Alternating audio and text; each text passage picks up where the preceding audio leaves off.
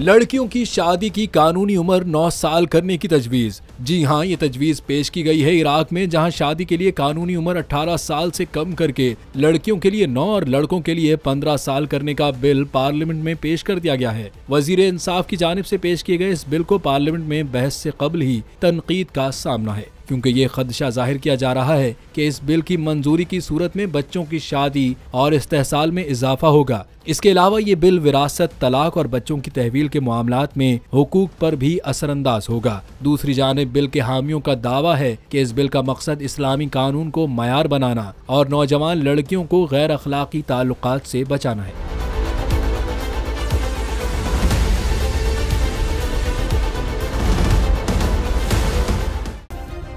Subscribe करें और bell दबाएं ताकि कोई खबर रह न जाए।